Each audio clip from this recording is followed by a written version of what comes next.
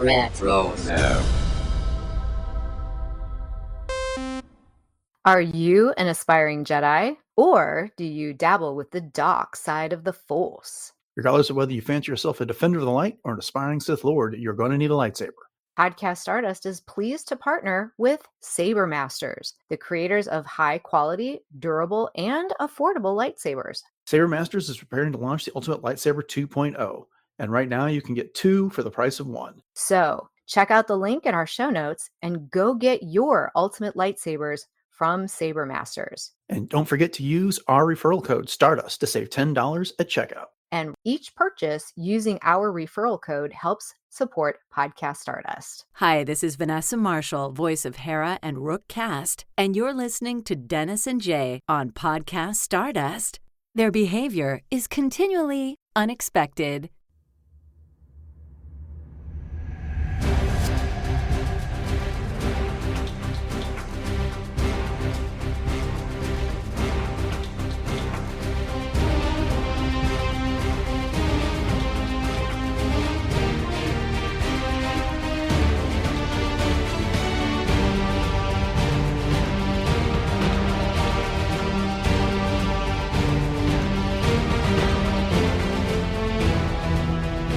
Hello, and welcome to Podcast Stardust. This is the fully armed and operational podcast dedicated to Star Wars news, reviews, and discussion.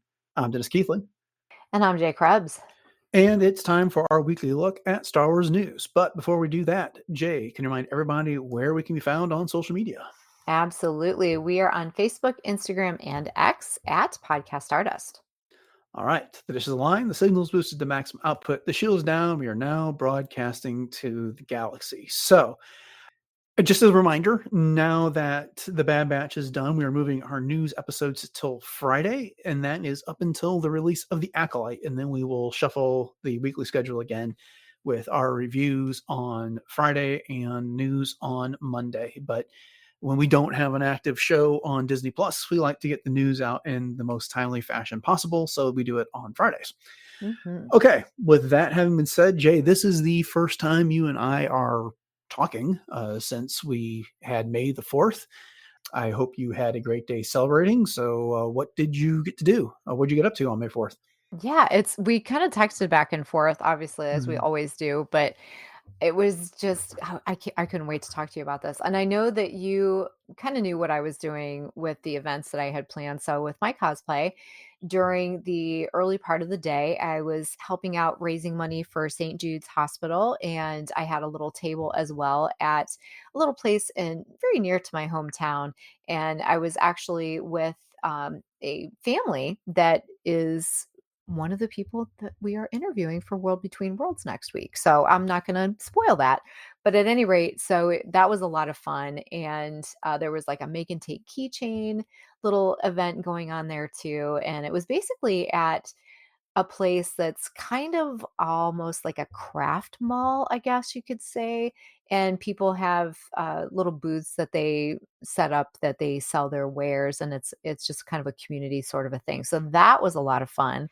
And I was Hera, so I was Hera from the Ahsoka series, and I was literally green all day because I started getting ready that morning at about 8:30 in the morning.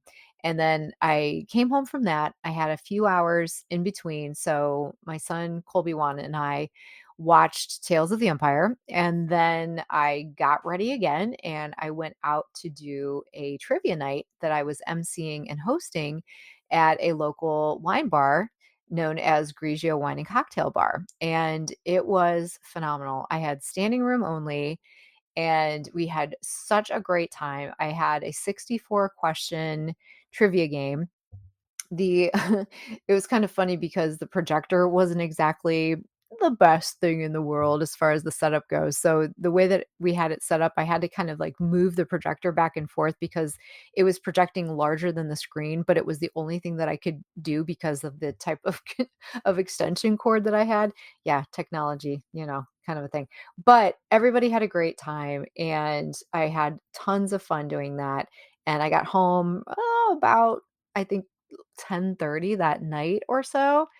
So I got on green, and then the next day, Colby and I went and saw Phantom Menace in the theaters. So we got a chance to to witness that together. And it was really cool because Colby said, when I first saw this movie as a kid, and even all the times that I saw it as a kid, I never really understood all of the political things that were going on. It was like separatist, yada, yada, yada, trade federation, blah, blah, blah, like all the government things. He says, now that I actually really like understand it, I like the movie even that much more.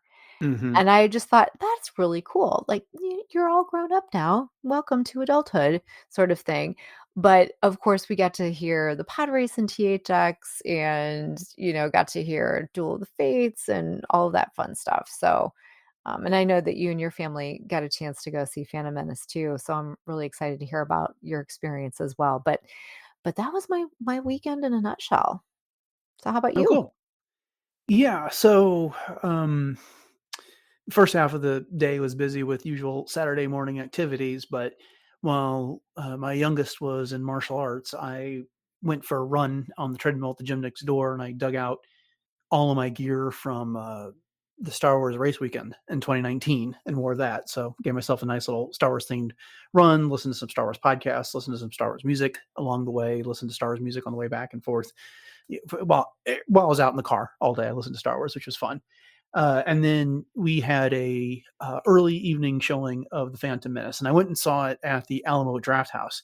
And one of the things they're famous for is their pre-show entertainment, and they usually get a lot of funny clips and YouTube things and old commercials and stuff like that, and show that. Well, a lot of their coverage was the product tie-in commercials for the Phantom Menace, and especially with KFC, Pizza Hut, and Taco Bell.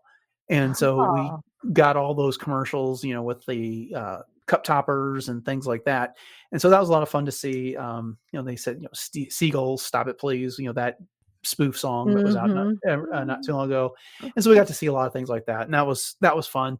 As you were saying, getting the movie in a theater with a full theater stereo system was a real treat. That pod race in stereo is just the sound of it is absolutely amazing. I can't wait to discuss that portion of the movie in our Phantom Menace series here within the within the next month or two.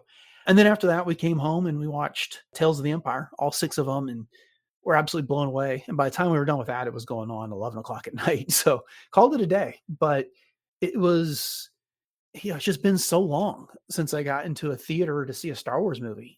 I don't think I've been in the theater since maybe early 2020 when The Rise of Skywalker was still out.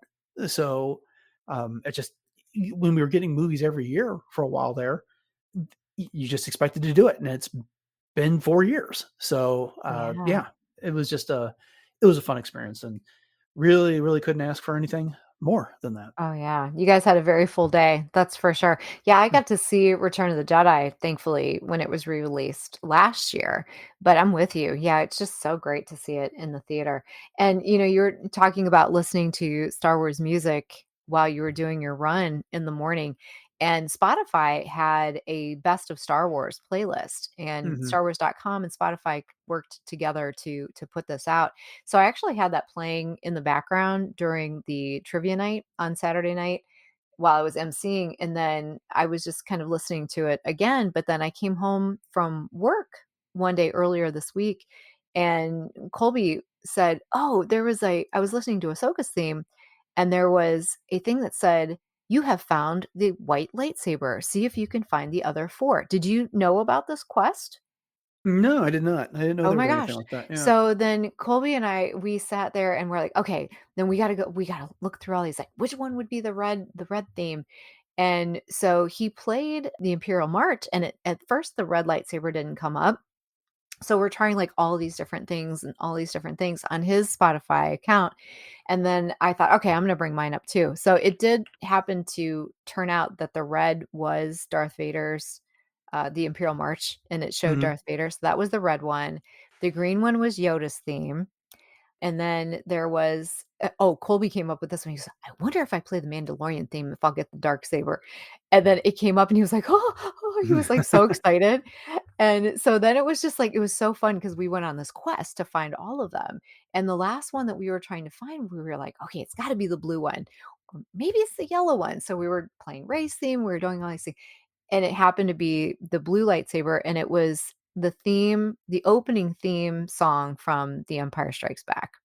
So we Oh, did okay. end up I know, so we did end up finding all 5, but I just thought that was a really clever way for Spotify and Star Wars to just get fans to be interactive and involved with different things and kinda go on this quest. So that was after May 4th, but it was still a heck of a lot of fun. So, Yeah, yeah. I didn't. I mean, I was listening to Spotify. That's where I was for my Stars music as well, and I actually listened to some of those songs, and none of that came up, or at least not that I noticed. So Mhm. interesting. I guess that yeah, I missed out, but oh well, that's okay. I had a great day anyway. It was a lot of fun, and I don't have anything to complain about. All right, well, let's get into some news. And leading is the Phantom Menace, as a matter of fact, and it had one heck of an opening weekend, raking in $8.7 million domestically and $6.4 million internationally for a grand total of 15.1 globally, which moved it Woo-hoo. back up into the top 50 all time. It's currently sitting in 45th place with a lifetime box office of $1,042,206,656. So congratulations to Star Wars, The Wow. Phantom Menace, and Lucasfilm. Oh, that is fantastic. And I have to say real quick too that I'm hoping that this movie is starting to enamor younger fans again as well. I know there Mhm. was a family that was sitting in the theater when we went to see it, and Colby was actually, he kind of bumped me and he's like, "Mom, look."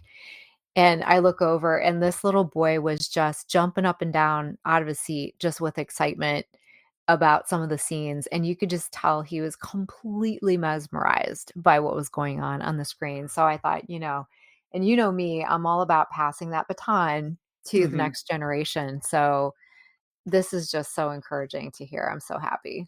Yeah. My theater was full except for, like, the first 2 rows, which, no one really wants to sit in anyway because 'cause they're right up there Right. against the screen. Most people wanna sit a little bit farther back where they can see things easier. Uh-huh. The other thing about the Alamo is just that they take very seriously the no talking, no texting, keep your devices out of sight, and if you're caught doing that, then they'll, give you a warning, and then on a second attempt, they'll throw you out of the theater. And so I felt bad. Someone like showed up clearly ready for a Star Wars party, brought their lightsaber and everything else, and then just couldn't do that because it's just not allowed in the Alamo unless they're having like a watching party where you can quote along and do stuff like that. Mhm. Uh, but at any rate, it was fun. You heard a lot of people that were excited behind us that were really getting into it, and a little bit of clapping in a few places and stuff like that. But yeah, I'll be curious to see what the week take the take for the full week for the Phantom Menace is. So maybe we'll have those figures for next time. Yeah. So I have to ask you, was there at any point in time while you were watching The Phantom Menace on the big screen that you noticed anything that you hadn't noticed before? Because this happened to me. Or was it just kind of like, "Oh, this is really cool. I've seen it all before, and now it's just on the big screen." Well, okay, not really, but I was distracted for like the first 25 minutes of the movie because the Alamo Draft House is a grill as well. They have a full grill, and I'd ordered these loaded fries, which came with ranch. Well, the ranch fell off my little desktop and Oh, it was in a no. recliner seat, and a little bit landed on my jeans, and then another it was like on a whole bunch of it was on the footrest of my chair. Oh, And so no. I had to put up a note to ask if I could get like a wet rag or some paper towels, and then I was just concentrating like on not moving my leg over there and stuff like that. So yeah, I mean, personal anecdote. I was a little distracted for the beginning, but I didn't see anything that I hadn't noticed before. But I guess you did. I did, yeah, when they were sitting in the throne room, when they were originally talking about the communications disruption, and you see, Co. Bibble is there, and of course Padme is there, and some of the handmaidens are there as well. The chairs that they're sitting in, and maybe it wasn't in the throne, I don't know what that area is called where they were all sitting and meeting. I'm Hmm. assuming it was the throne room. Well, the padded chairs that they were in, they were kind of a creamy yellow color, and there was embroidery that was on the upper part of the backing of the chair, which was the same. flower type of embroidery as Padme's picnic dress in Huh. episode 2, and I had never noticed that before. I I didn't notice that at all either, so I'll have to look out Mhm. for that for next time. You could Interesting. just barely see it over their shoulder as they were sitting up. Okay. All right. Yeah. Well, then, let's move on to some television news. We got the final trailer and the key art for The Acolyte. And as a reminder, that is getting a 2-episode premiere on June 4th on Disney Plus. Up first, we have the key art here, which is, it just occurred to me what this reminded me of. It's a little bit like some of the Solo posters that came out, where they would like Oh, have a yeah. name in the different colors, and then you like have the character in it. And it's only because on the poster for this, it's broken into 3 like panels going across Mhm. the side. So it's not exactly the same thing. But anyways, that's what it reminded me of. What before we get into the trailer, what do you think of the poster? Oh, it's of course, they always knock it out of the park with this key art, but what Mhm. I really liked about this was the fact that it looks very three-dimensional. There's a lot Mhm. of layering that's going on with this, with some of the characters in the background, and, you've got some shadowing going on. It's mostly in this kind of reddish and orange with some of Mhm. the amber colors and that type of thing in it, and then you've got some other colors offsetting it, but then you get that stark contrast of the lightsabers that are really just kind of front and center. So I think it's a very balanced looking poster as well, and it's a very nice piece of key art. Yeah, the thing that's standing out to me on this is Amanda Stenberg. She dominates the background of the Mhm, poster, and she's got a mask on the right side. There's 2 images of her facing away from each other, and then on the left side, she doesn't have the mask. On the left side, she's got Indira and Vernestra Rowe, Kelnaka, and I don't know what the little critter is standing next to him, but clearly Jedi and light mhm. side characters. On the right side, the masked version of her character May, we've got that dark side character with the red lightsaber on there. Now, this isn't anything from profound that I'm saying, because we've seen her fighting Jedi in the trailers and stuff like that, but it's kind of suggestive of a dual nature for her, maybe. I don't know. Mhm. But the fact that she's the only character that's featured on there twice like this, kind of wonder what they're getting at. Yeah, that's a good call, and I hadn't even really put that together until you just said something. Yeah, so we'll have to see. And we got the mother of the witch coven down there in the front and center on that as well. So Yeah. okay. Well, let's get into the trailer. It's about a minute and 50 seconds long. We're not going to do a blow by blow on this, but what is something from the trailer that stood out to you? Well, this was actually shown in part that it was combined with a bunch of other footage and some of the other trailers that we had seen thus far at the end of the Phantom Menace movie that at least the showing that we got to see. Hmm. So what really stood out to me was just the fact that with so when Hmm. Master Soul is fighting, she doesn't even use her lightsaber for the Hmm. longest time. And I just thought that that was so incredibly cool. And just the idea that these Jedi of old were so much more akin to what we traditionally see with the samurai and some of these traditional types of fighting styles that I'm we've sorry, were you seen in talking other. about Carrie Ann Moss's character? Yes. Okay, that's Indira. I'm sorry. Oh, that's Indira. Okay. Yeah. I'm still not getting all of these right. I will I get only to know it know because I them. looked them all up on in the database. They've all got And I entries should now. have known that because when Yeah. Colby and I were talking about it, I kept thinking of isn't there wasn't there an Indira Stokes or something like that, I wanna say, Yeah, or in the High Republic, right. yeah, yeah, Uh, yeah. yeah. Is that the same person? No. Oh, I didn't think so. No. Okay, because okay, I'm mixing metaphors in my brain pan here, it's hard to keep track of. But at any rate, that particular fight really stood out to me the most and was just the most impressive, and I thought, "Gosh, if this is what we're gonna get for the action in this, I am so Mhm. on board." Yeah, I absolutely loved it when Indira did pull out the lightsaber and deflected all the blades that May was throwing at Mhm. her. That was a pretty impressive scene. We Yes. get a really good look at whoever this character is in the end, whether it's a Sith, just a dark side user of some sort, the one that's got the red lightsaber in that, that we didn't Mhm. get before.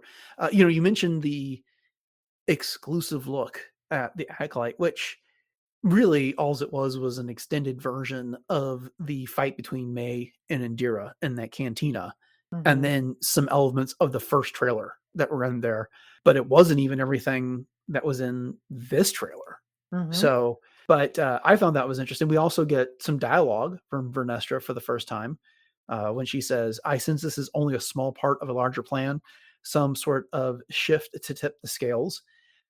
So, okay, we know she's got a speaking role. I wasn't sure how big a role Vernestra was in this show. Right, and I'm still hoping that we get to see her light whip. Hmm. Yeah. Definitely on my bucket list there. Anything else that stood out to you there? Oh gosh, I mean, just in general, just getting to see more of the footage and just the whole idea of what the tone is gonna be for this is just so exciting. Yeah. I can't wait. I also, we got a little bit of a hint on the story where we see Master Soul. I wish I could remember the name of the gentleman who plays him, but he is saying of May, she was my student. I trained her. Let me be the one to bring her in. So we again, it's kind of starting to fill in some blanks. We already knew that May was attacking Jedi, and this trailer highlights that as well. But now there is a concentrated effort to go get her and bring her in, which is interesting. Mhm. Yeah, so I think that there's gonna be definitely some interconnections between these people that is a lot more close than we originally anticipated. What did you think of the ship that we got to see early on that was going through hyperspace? Oh, that was so cool. Hmm. And do you think that that's the same ship that we see or that we're told about in some of the novels? Or no? Possibly, but considering this is 100 years later, I'm assuming designs have evolved. True. It didn't Mhm. strike me necessarily as any of the major ships that we've learned about in the High Republic.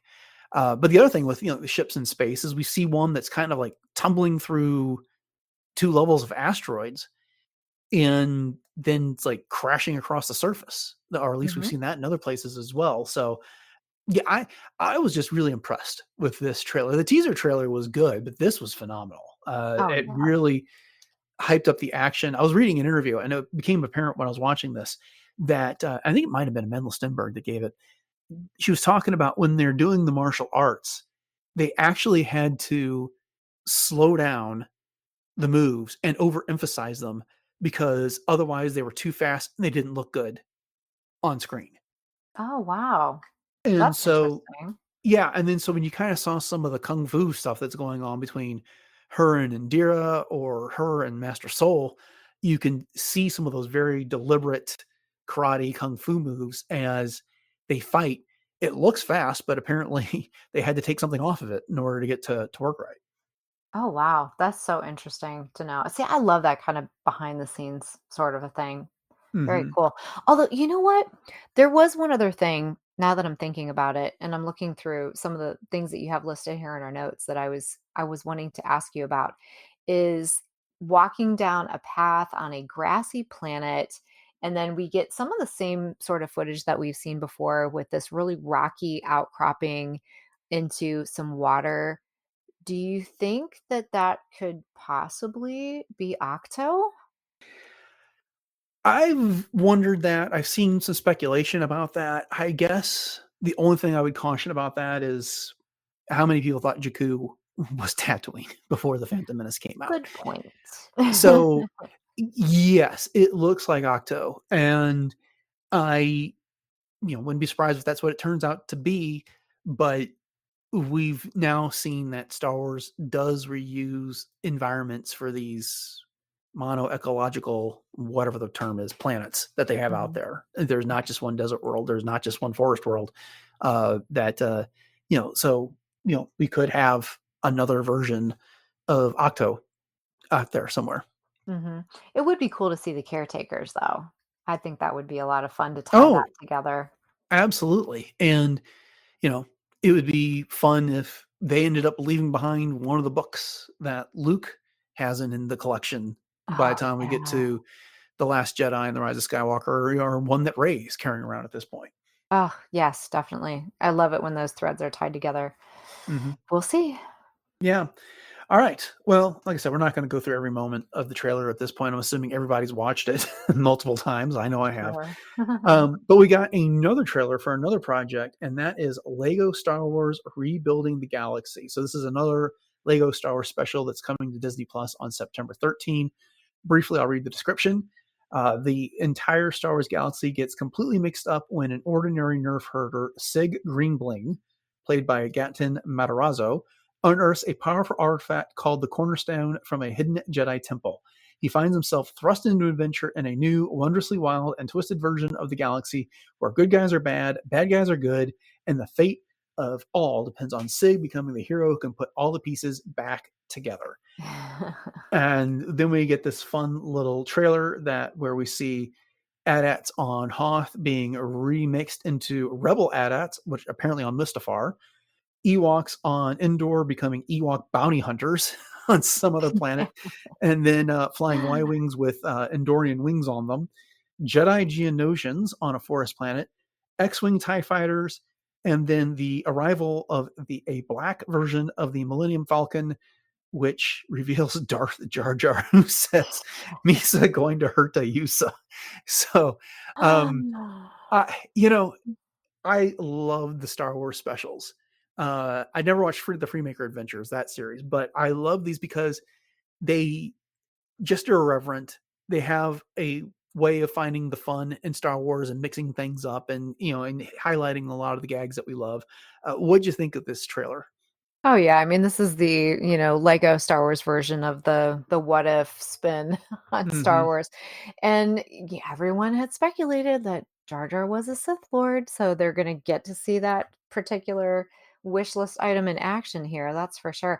I did think the Millennium Falcon painted black was super cool looking though. I mean, that Hmm. was probably one of the best things. And then of course the Ewok bounty hunters. I mean, we always knew they were little murder bears anyways, so why not make it so?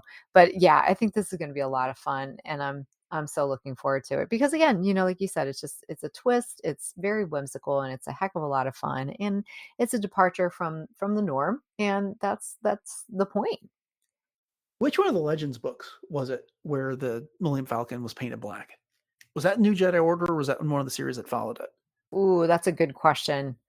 I cannot tell you for sure. I'm not even going to pretend to know that.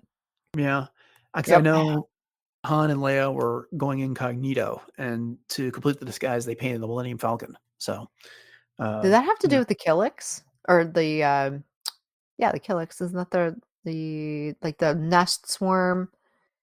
All I of the thought it was something else, but I want to say it was New Jedi Order. I just can't remember for certain. mhm. So, anyway, Are they well, called Killix, or am I thinking of Ender's Game?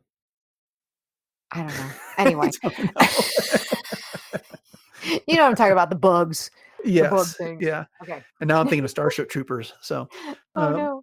We're yeah, mixing everything. we're all kinds of off the tracks here. So, So it all happened right, when you're fandom of many fandoms.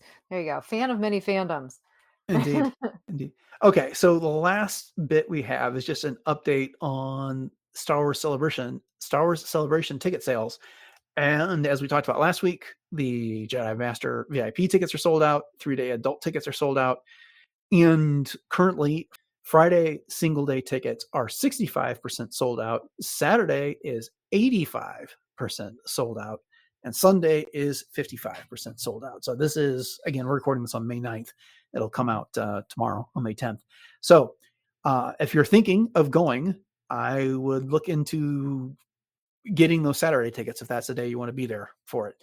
There'll likely be up for grabs later on the Lightspeed lane, whatever they call that, last time, on the resale market that they set up for Celebration.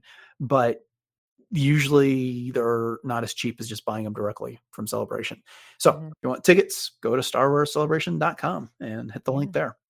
Well, I'm wondering, what is the actual capacity of tickets? And I'm putting you on the spot, so I don't necessarily expect you to know this answer, but as far as the convention center or the venue itself, where is the venue that this is going to be held in?